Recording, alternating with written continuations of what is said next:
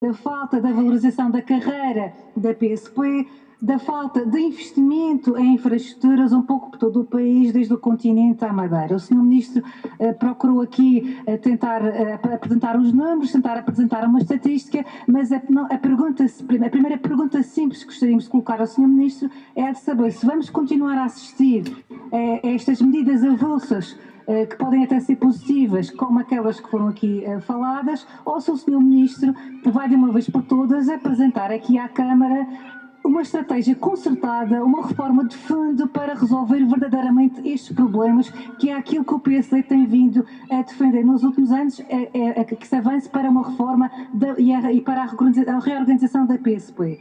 Também gostaria de saber aqui, pedir aqui o esclarecimento do Sr. Ministro em relação a algumas afirmações que proferiu no sentido da transferência de competências para as juntas de freguesia e para as lojas de cidadão das participações criminais efetuadas nas esquadras. Gostaríamos de saber, Sr. Ministro, como é que pretende o Governo concretizar este seu anúncio e garantir os direitos dos cidadãos, tendo em conta que não é competência, como nós sabemos, das juntas de freguesia e das lojas do cidadão, estas que estão remetidas aos órgãos de polícia criminal. Gostaríamos também, Sr. Ministro, de saber quais são os seus comentários em relação ao relatório do IGAI de julho e que contradiz tudo aquilo que foi aqui dito pelo Sr. Ministro e todo aquele retrato cor-de-rosa que revelou do país e que passo a citar. Esquadras da PSP e postos da GNR sem meios humanos para garantir a prestação de serviços mínimos.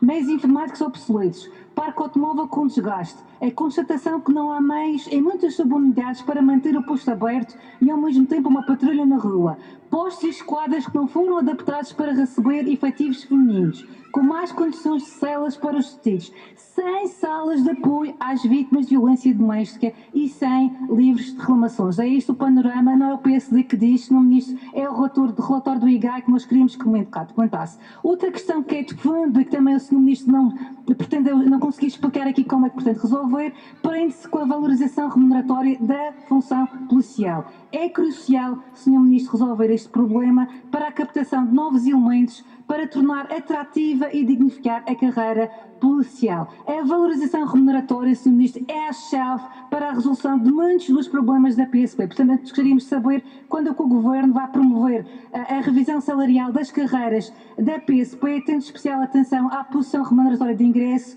por forma a atrair mais jovens para a PSP e inverter a tendência de investimento e degradação salarial. Gostaríamos também de perceber, Sr. Ministro, o que é que vai fazer, tendo em conta que este ano foram efetuados muitos apelos por parte de vários presidentes da Câmara, de Lisboa, do Porto, do Funchal, para referir alguns exemplos, a pedirem um reforço urgente de meios para fazer face a algumas bolsas de criminalidade que têm vindo a existir.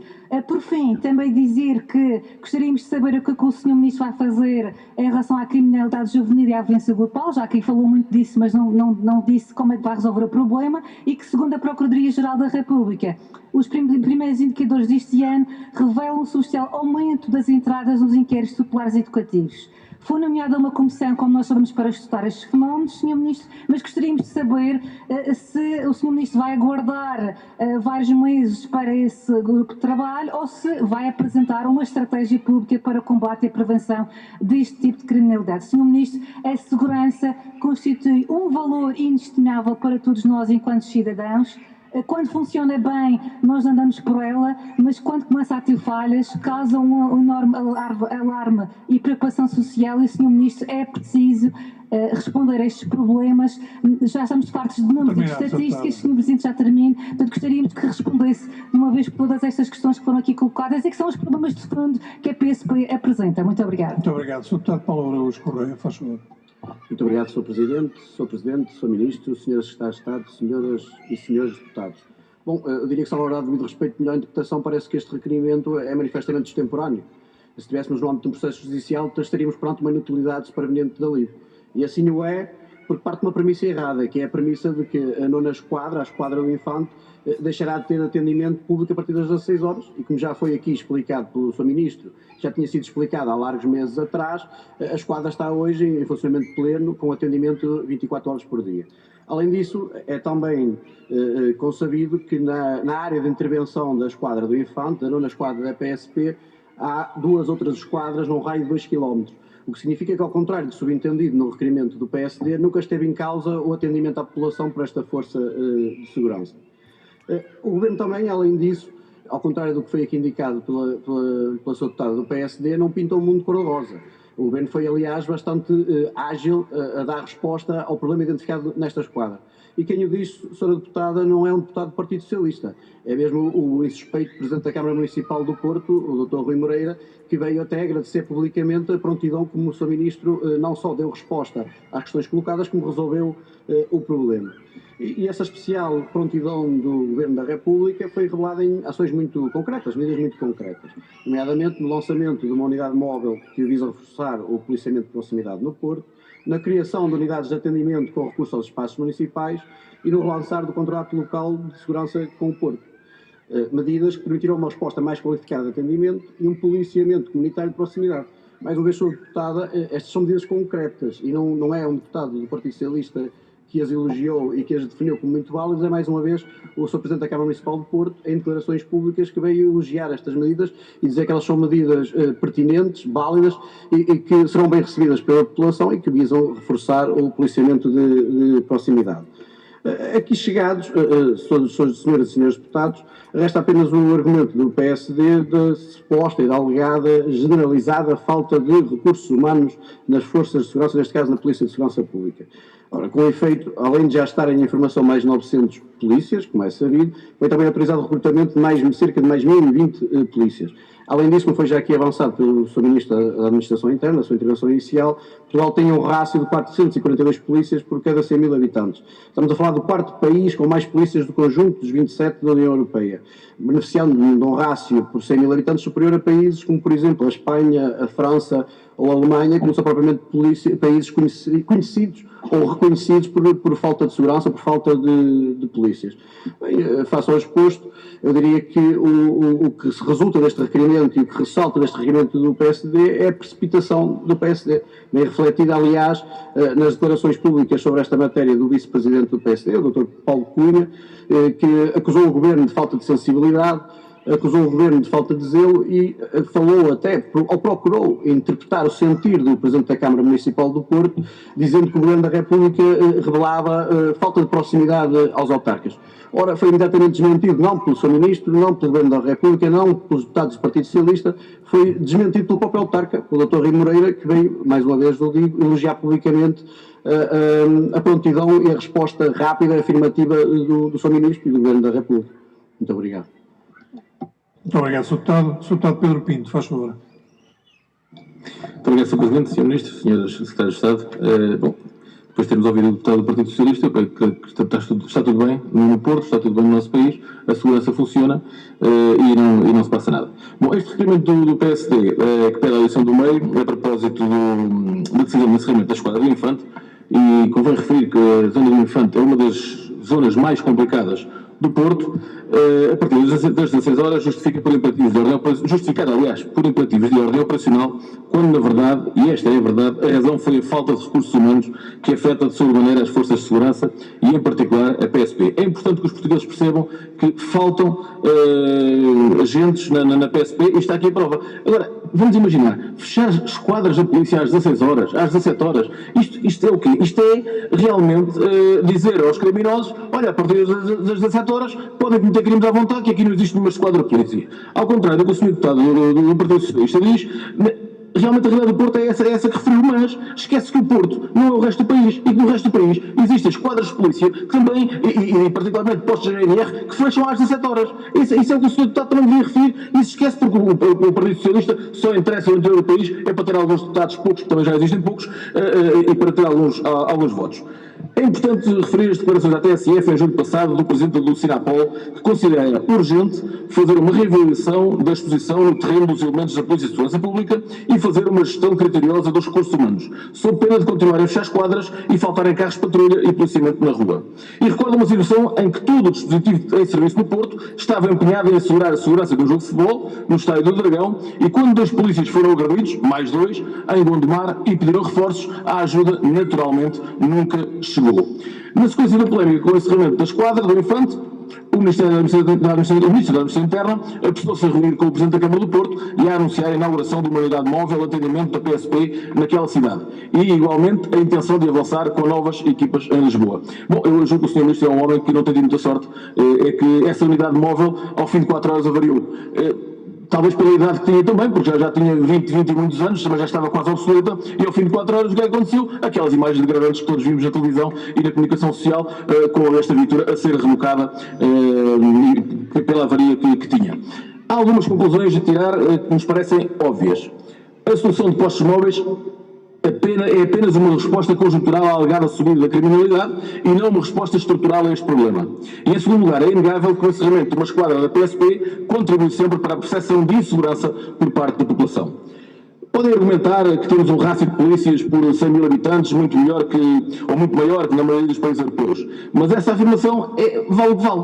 Vale o que vale, porque, ao fim e ao cabo, ao povo português, pouco interessa o que passa em Madrid, em França, em Itália, ou onde quiserem. O que interessa é o que se passa, o que eles sentem na pele todos os dias. E o que sentem é que sendo um clima de insegurança, não chegam os agentes. E volto a dizer o que se passa no interior do país. Polícias sem meios, esquadras de polícia sem homens, esquadras sem condições, computadores e material obsoleto. Olha, vou contar uma coisa, Sr. Ministro, não sei se sabe, mas se não sabe, devia saber. O antigo Ministro da Administração Interna, o Ministro Eduardo Cabrita, prometeu ao Presidente da Câmara Monforte, no distrito de Porto Alegre, onde o Partido Socialista tem os únicos 2 deputados que lá são eleitos, eu percebo que eles às vezes falam um pouco de Porto Alegre, aliás, eu não os ouvi falar de Porto Alegre desde que foram eleitos, prometeu videovigilância ao atual Presidente da Câmara.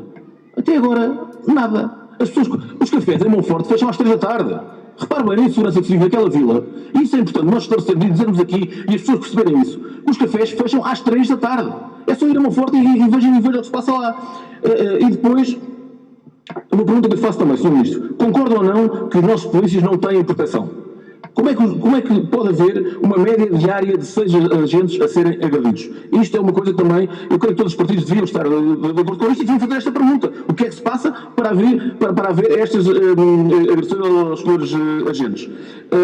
Depois falou, e muito bem, que existe neste momento uma criminalidade mais violenta. É verdade, estamos totalmente de acordo com o Sr. Ministro. Agora, qual é a solução? É que realmente esses números que disse são verdadeiros, os criminosos são levados ao tribunal, mas depois o que acontece? No dia a seguir estão na rua.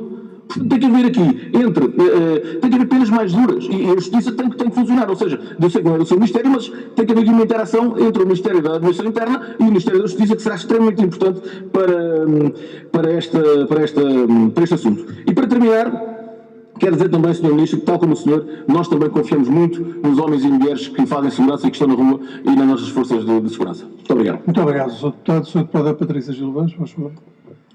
Obrigada, Sr. Presidente. A Iniciativa Liberal partilha das preocupações vertidas no requerimento do PSD, tendo também solicitado esclarecimentos ao Governo sobre a organização das nossas forças de segurança ainda durante o verão. A falta de recursos humanos nas forças policiais é conhecida e transversal, assim como as condições indignas em que muitos elementos das forças exercem a sua atividade. Não compreendemos, por isso, como é que pode ser dito que as funções das forças de segurança dignas, essenciais e indispensáveis para a manutenção da ordem e da proteção dos cidadãos podem ser feitas noutras estruturas que não esquadras, como lojas de cidadão ou em juntas de freguesia. Estas afirmações não respeitam o trabalho particular destes agentes e guardas e que não equivale nem pode ser considerado um trabalho meramente administrativo. Existem 3 problemas decorrentes da degradação das condições de trabalho das forças de segurança. Em primeiro lugar, a sujeição dos próprios agentes a menos meios, menos estrutura e menos capacidade para fazerem o seu trabalho de forma eficaz. Em segundo lugar, uma diminuição da segurança dos cidadãos e, em terceiro lugar, a diminuição da própria segurança dos próprios efetivos. O encerramento de esquadras, particularmente em zonas de maior instabilidade, é problemático e interfere sem dúvida na segurança pública. Se o Governo não tiver estas ideias caricatas de substituição das atuais esquadras por postos móveis, como aconteceu e já foi aqui referido, que hoje não foi apenas uma unidade, a segunda também avariou, estas medidas contribuirão para um aumento. São as informações que existem. Contribuirão para um descrédito das forças policiais e será um sinal de desrespeito para todos aqueles que trabalham cotidianamente para garantir um Portugal mais seguro.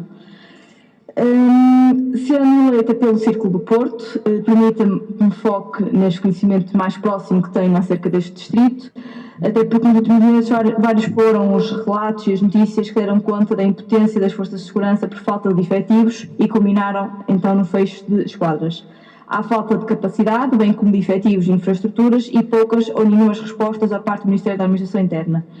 Nos últimos meses, em contacto com a população portuguesa, ouvi vários relatos e testemunhos de episódios de assaltos e abordagens intimidatórias em plena luz do dia, sendo assinalado um grande sentimento de insegurança, não só entre comerciantes, mas também entre a população em geral que visita as ruas da cidade do Porto. Tendo o Governo conhecimento desta situação, perguntamos qual é a estratégia que está pensada para responder à insegurança que se vive, em particular no distrito de Porto, mas também, e já agora, em todo o território nacional, e se haverá algum tipo de reforço de segurança que resolva este problema. Obrigada. Obrigado. Sr. Deputado Alma Rivera, faz favor. Muito obrigada, Sr. Presidente. Há aqui uma questão que é incontornável, é que sem efetivos não há uma reorganização que resulte, porque se a manta é curta, puxa-se de um lado, destapa-se do outro, e o problema do efetivo nem é apenas um problema de escassez, de número, é um problema de elevada média de idades, de agentes condicionados por doença, acidentes de serviço, agentes afetos a funções administrativas e burocráticas, enfim. Portanto, é falaciosa aquela que é a comparação de rácio que é feita aqui sucessivamente pelo Sr. Ministro, uma vez que desconsidera aquela que é a realidade concreta do nosso efetivo e da nossa Polícia de Segurança Pública. Nem a solução para esta falta de efetivo em funções operacionais passa pela retirada de pessoal dos serviços para essa parte, porque isso que significa empurrar muitos polícias que já sem idade para tal, doentes, com problemas psicológicos, desgastados, criando naturalmente problemas que são mais do que óbvios e situações complicadas. E, portanto, sabemos que isso até pode ter, em algumas realidades muito específicas, por exemplo, em Lisboa, até pode ter algum sentido, mas que isso não é de todo a realidade do país e não é de todo uma solução para o problema que temos, que exige, sim, o rejuvenescimento, e esse rejuvenescimento passa por uma capacidade de atração para a profissão, que passa pela melhoria das condições de trabalho, a dignificação da carreira e o aumento do salário. Ainda há pouco o Sr. Ministro disse algo do género: o salário é curto, mas temos os subsídios e os gratificados. E é aí que está o problema. É que não é aceitável que um polícia, para conseguir levar para casa um trabalho, um salário digno, tenha que sacrificar o seu bem-estar pessoal, familiar, a sua saúde. Isso não é aceitável, nem é desejável para a sociedade enquanto todo. Isto é a lógica adotada pelo Governo e pelos sucessivos governos relativamente a tudo, que é trabalho suplementar, salários muito baixos, trabalho suplementar, quanto mais trabalho suplementar se faz, ele vai sendo melhor remunerado, com sacrifício dos serviços e com sacrifício dos trabalhadores. E isso é absolutamente inaceitável e já está mais do que visto que isso é uma falsa solução e constitui um problema. Enfim, portanto, achamos que a questão da valorização salarial, a revisão da tabela remuneratória, enfim, mesmo a questão do subsídio de risco, é que permite alterar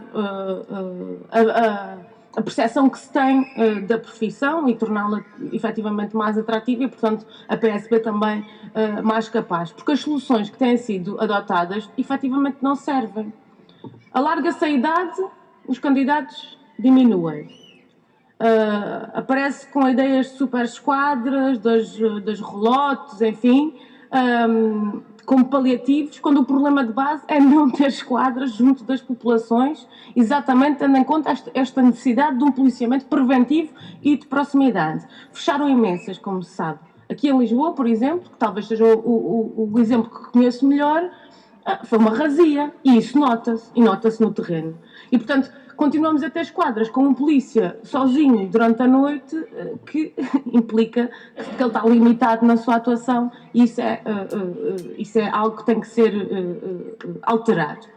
Uma outra solução que é inaceitável e que tem sido adotada é de bloquear a saída dos polícias para a pré-aposentação, condicionando a admissão. E nós sabemos que há polícias com mais de 60 anos que já demonstraram que querem sair e que estão impossibilitados pela norma que vai sendo sucessivamente inscrita no Orçamento de Estado, que sucessivamente o PCP propõe eliminar e que sucessivamente é chumbada a sua eliminação. Toda a gente sabe que o efetivo não pode ser medido em números absolutos. É preciso fazer uma conta muito básica. É quantos é que entram, quantos é que saíram e quantos vão sair efetivamente. E, portanto, essa é a conta que interessa. Não interessa dizer que vão entrar 900, se entretanto vão sair uns quantos. E era bom também perceber quantos polícias vão efetivamente ser libertados e lhes vai ser reconhecido o seu direito estatutário a sair para a pré-aposentação. E, portanto, gostaríamos de ouvir da parte, e para terminar, da parte do Governo, um compromisso em que se assuma quantos vão sair este ano. Qual vai ser a tomada de posição do Governo? Muito obrigado. Não havendo mais perguntas, dou finalmente a palavra ao Sr. Ministro. Por favor. Muito obrigado, Sr. Presidente, Senhoras e Srs. Deputados. Mais uma vez também obrigado pelas vossas questões. Bom, queria aqui precisar a linguagem usada pela Sra. Deputada Sara Madruga da Costa, que saúdo e por quem tenho imenso respeito, mas lembro, como foi dito pelo Sr. Deputado Paulo Correia, não se tratou de, sei que insistem nessa palavra, mas não se tratou de um encerramento. Um encerramento apenas pode ser permitido, a abertura ou encerramento, pelo Ministro da Administração Interna. Tratou-se de um ajustamento do horário de atendimento dessa mesma esquadra perante uma decisão de natureza operacional. Não podemos utilizar uma linguagem que confunda a opinião pública. Temos que ser rigorosos. As esquadras funcionam 24 horas sobre 24 horas, o que exige escalas, como sabe, pelo menos 3 escalas de funcionários, neste caso da Polícia de Segurança Pública, e essas escalas empenham um efetivo estimado em cerca de 12 homens ou mulheres para, naquele caso, receberem qualquer coisa como cerca de 1,7 queixas nas 24 horas. E como aqui foi dito, estamos perante uma esquadra que no raio de 1,5 km, 2 km, tem mais 2 esquadras. Eu dou um outro dado também que talvez valha a pena refletir sobre ele. No Parque das Nações temos o Comando Metropolitano de Lisboa e temos uma esquadra no Comando Metropolitano. No espaço de 1,5 km temos 5 esquadras. É, portanto, fácil de concluir, é preciso, digamos, muita aritmética, para concluir que se nós empenharmos 35 homens por cada esquadra, significa que temos 35 homens dentro da esquadra, ou uma parte dentro da esquadra e outra parte no patrulhamento, mas temos menos recursos para aquela que é de facto a dimensão que os cidadãos mais querem ver resolvida e solucionada. E aqui acho que estamos de acordo quanto a um ponto, que é o ponto da visibilidade, ou seja, de facto, nas avaliações que têm vindo a ser feitas, num inquérito de satisfação realizado pela própria Polícia de Segurança Pública, há níveis de confiança na Polícia de Segurança Pública muito elevados, sempre na ordem dos 90% e acima dos 90%.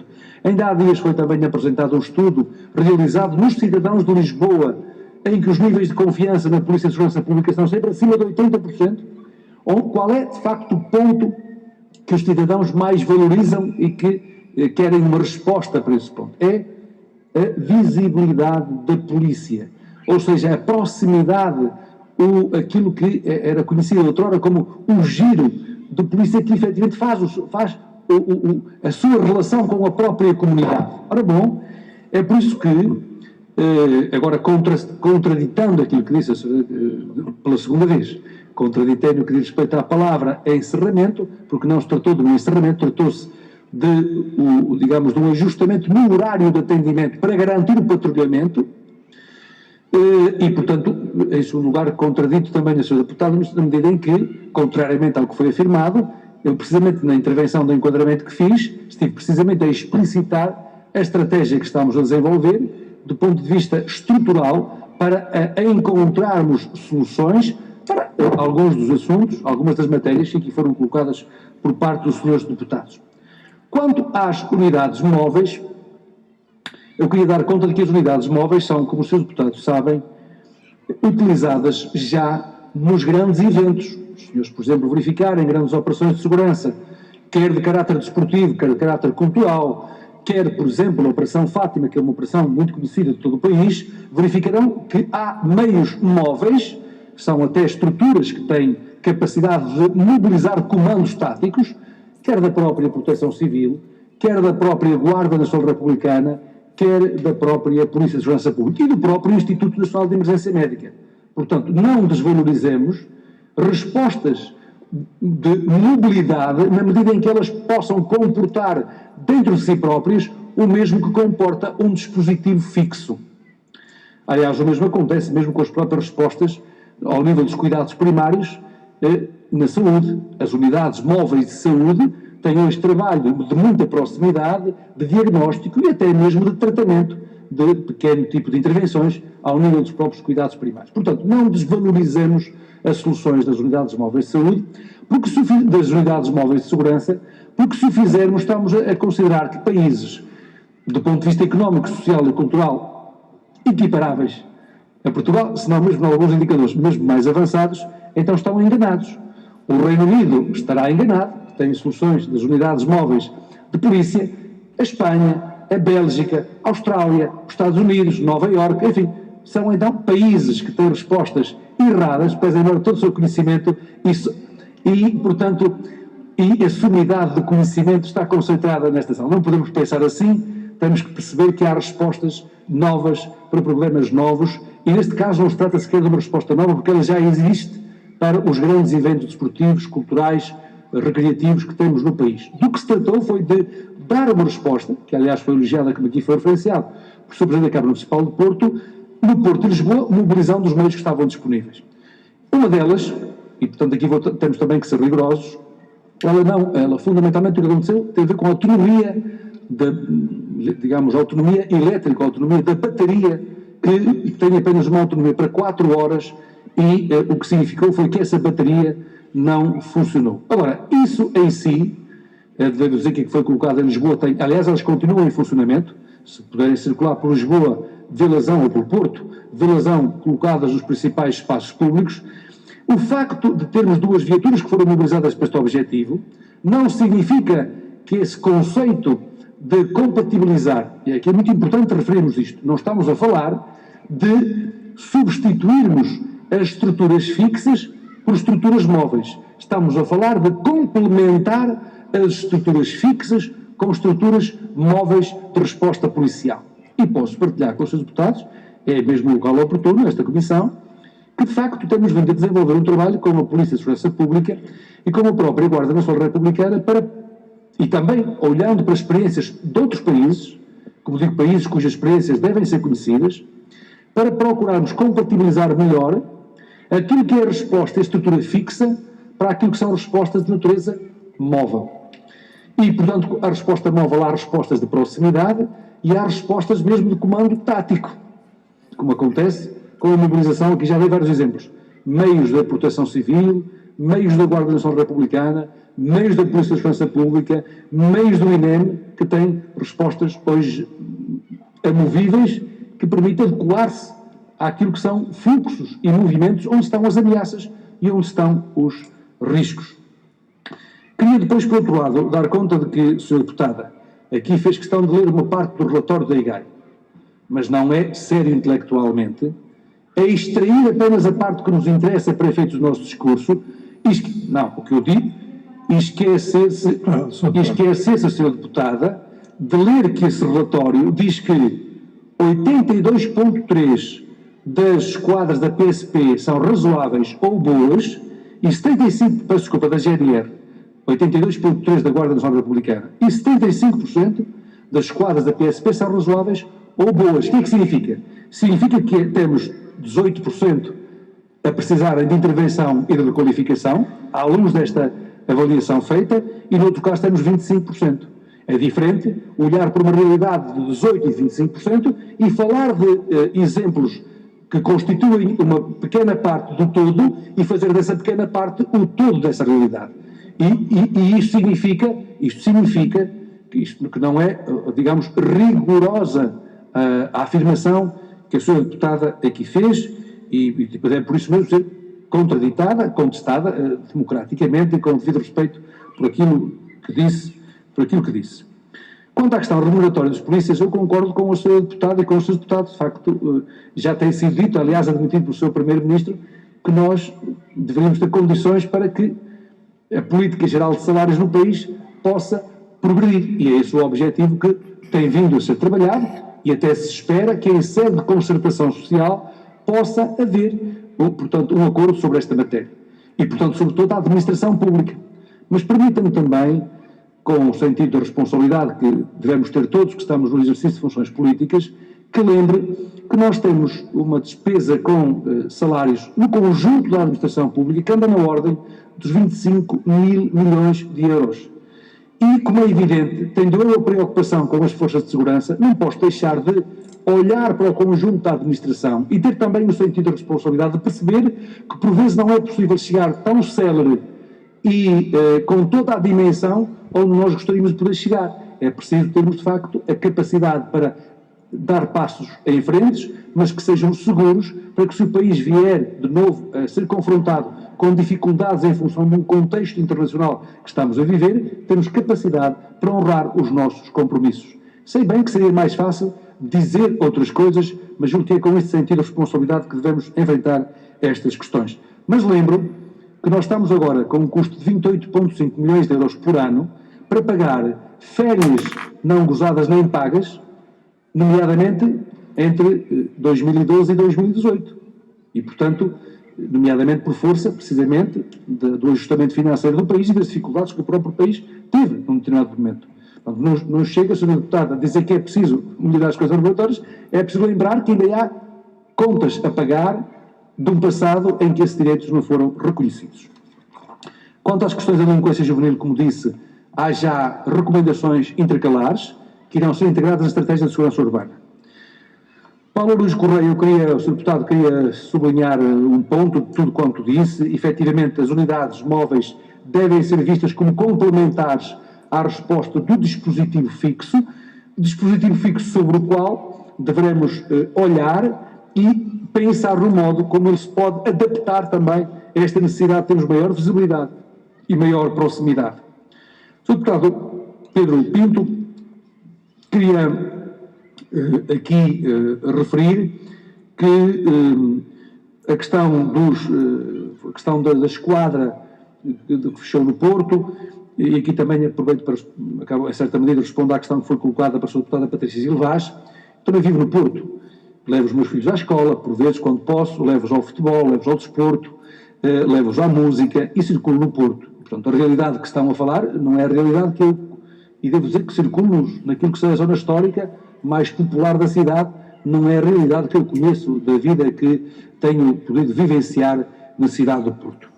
Queria, aliás, dizer que por vezes fazemos afirmações que depois, aliás, ainda há dias, a propósito da Madeira, a senhora deputada Sara Madruga falava da insegurança da Madeira e depois o Sr. Presidente do Governo Regional veio desmenti-la logo de seguida dizendo não, nós vivemos numa das regiões mais seguras e Portugal é um dos países mais seguros do mundo. São declarações, Sra. Deputada do Sr. Presidente do Governo Regional, que estão disponíveis, aliás, a público. Foi no dia de comando da Madeira, o Sr. Presidente do Governo Regional da Madeira disse, e bem, que vivemos num dos países mais seguros do mundo e que a Madeira não tem, felizmente, problemas de segurança e por isso é que é procurada por muitos turistas em termos internacionais. Mas, portanto, queria dar conta do seguinte: os furtos, os assaltos à residência, a agressividade ou violência que há nas ruas, ocorre precisamente no espaço público ou no espaço privado e, portanto, não é a esquadra fixa com os 12 polícias dentro da esquadra que resolve o problema que se sente nas ruas. Ou seja, é a saída dos polícias para a rua que permite, efetivamente, o sentimento de segurança. Por isso temos que olhar para duas dimensões. Uma dimensão para o efetivo, como aqui foi dito, para o número dos elementos da polícia, garantir que os números de recrutamento são superiores aos números da aposentação ou da disponibilidade e depois compatibilizar o reforço dos meios humanos com a organização do dispositivo. E eu estou convicto, por aquilo também que eu vi aqui, que quando chegarmos a essa fase, em função das intervenções que eu vi, vamos também poder confluir para esse objetivo de reorganizar o dispositivo, respeitando, como aqui foi dito, é evidente, a questão da idade, a questão das condições físicas, para poder estar, evidentemente, no policiamento de proximidade e na visibilidade. Queria, naturalmente, quanto à questão da agressão aos agentes, repudiar todo e qualquer tipo de ato ou de atitude que signifique ofensa verbal, ofensa psicológica, ofensa física àqueles e àquelas que, em nosso nome, exercitam a autoridade democrática do Estado. E entendo, do meu ponto de vista, que as instituições devem ser implacáveis com aqueles que, efetivamente, agridem aqueles que, no exercício legítimo da sua autoridade, o fazem em defesa das instituições democráticas e que sobre isso não haja quaisquer dúvidas. Porque somente com essa atitude é que também podemos ser exigentes com o exercício da autoridade democrática e com os seus limites, feitos no termo da lei, no termo do exercício da autoridade. Sra. Deputada Patrícia Gil Vaz, queria lembrar-lhe o seguinte, a propósito da sua intervenção, a criminalidade geral, é muito importante dizer isto, nós tínhamos mais polícias há 15 anos atrás, é verdade, mas a criminalidade geral tem vindo a diminuir nos últimos 15 anos. A criminalidade geral é a criminalidade violenta. E agora perguntar-se, então significa que ter menos polícia significa mais segurança? Não quero dizer isso como é evidente, mas é evidente que temos que olhar para os números e verificamos que é preciso compatibilizar várias dimensões, e foi isso que eu expliquei do ponto de vista da visão estratégica, ou seja, nós temos dimensões que têm que ver com a melhoria das condições de infraestrutura material, de infraestrutura tecnológica e de condições de trabalho, dignificação do trabalho dos profissionais. E com isso, criamos outra atratividade das forças de segurança. Segundo, temos que ter um plano de recrutamento plurianual que garanta a reposição do efetivo e, sobretudo, a substituição daqueles que, entretanto, alcançam a idade da aposentação. Temos também esse percurso a ser feito e devo chamar a atenção, salvo erro, em 2021, alcançamos pela primeira vez um saldo líquido positivo em relação ao número de contratados e ao número daqueles que se aposentaram, o que mostra que o caminho que está a ser feito é o caminho adequado.